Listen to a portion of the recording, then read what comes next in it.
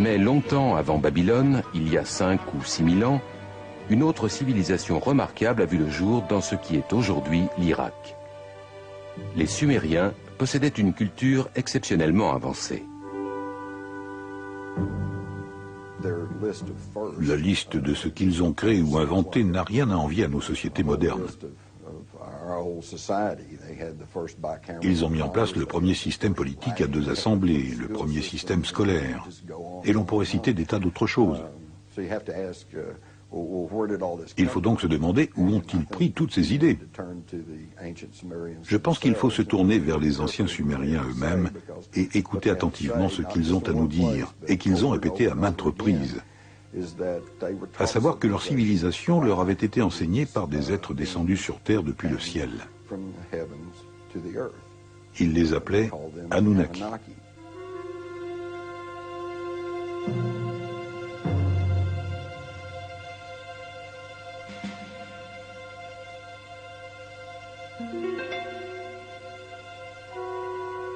Les Sumériens ont écrit leur histoire sur des tablettes d'argile, comme celle-ci, oubliée pendant un demi-siècle dans un recoin d'un musée de Berlin. Peu de personnes ont réussi à déchiffrer cette langue ancienne. Zecharia Sitchin est l'une d'entre elles.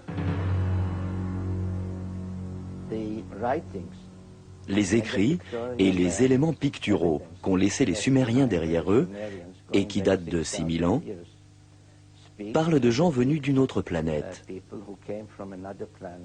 appelée Nibiru, et de nombreuses descriptions montrent des personnages beaucoup plus grands, au moins du tiers, peut-être plus, que la moyenne des êtres humains, autrement dit des géants. Ce cylindre sceau sumérien, provenant d'un musée de Berlin, est étonnant à plus d'un titre. Il décrit notre système solaire avec le Soleil au centre et les planètes disposées autour. Une réalité que la science européenne ne découvrira qu'il y a environ 300 ans. Il montre également Pluton que nous n'avons découvert qu'en 1930. Mais il indique aussi une autre planète que les Sumériens nommaient Nibiru et de laquelle étaient venus d'après eux ces géants célestes qu'ils appelaient Anunnaki.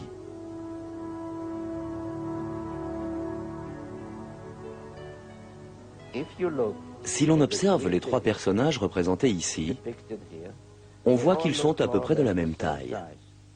Mais si l'on garde à l'esprit le fait que cette divinité est représentée assise et que l'on extrapole sa taille à partir de la distance comprise entre son genou et sa hanche, on réalise qu'il doit mesurer environ 3 mètres, un géant. C'est l'un de ceux qui serait venu sur Terre depuis le ciel. Cherchant les signes d'une existence extraterrestre, les astronomes ont poussé leurs investigations de plus en plus loin dans l'univers. Mais peut-être auraient-ils pu se contenter de regarder plus près. C'est dans notre propre système solaire qu'un mystérieux objet a récemment été détecté à proximité de l'endroit où les Sumériens avaient situé leur fameuse planète Nibiru, fief des Anunnaki.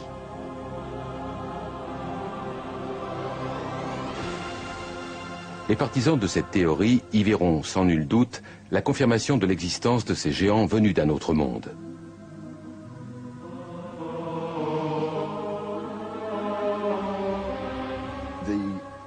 En gros, l'ancien texte sumérien nous dit qu'il y a plus de 400 000 ans, ces Anunnaki sont venus de l'espace et ont atterri sur notre Terre, dans la vallée du Tigre et de l'Euphrate.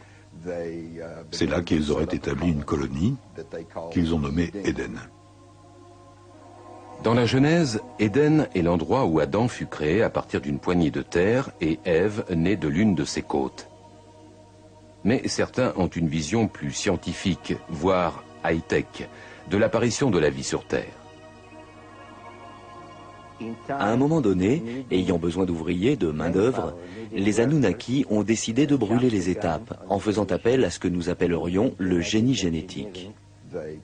Ils ont pris le sperme de l'un des Anunnaki, qu'ils ont associé à l'ovule d'un humanoïde primitif, probablement l'un de ces êtres dont les paléontologues trouvent aujourd'hui les restes en Afrique, comme la fameuse Lucie.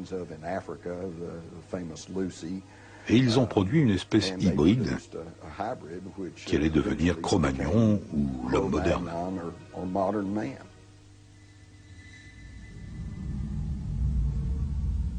La légende dit que lorsque les Anunnaki sont revenus après plusieurs milliers d'années pour constater les résultats de leur travail génétique, ils auraient trouvé les femmes de notre Terre irrésistiblement séduisantes.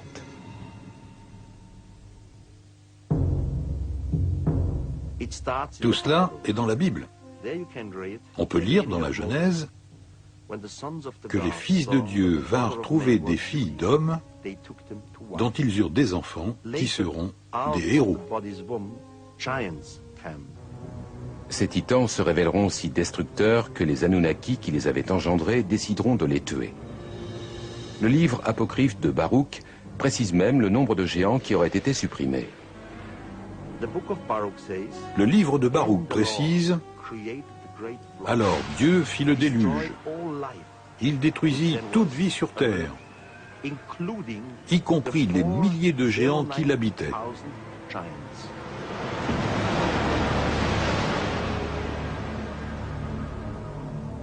D'après ce récit, quelques titans réussiront à survivre, mais leur règne sur Terre s'achève et les humains vont devenir l'espèce dominante.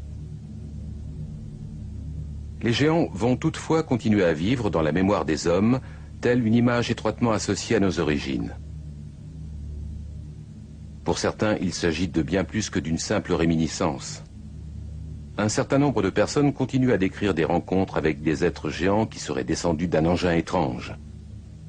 D'après eux, nul doute que les Anunnaki, ces géants célestes, reviennent en force.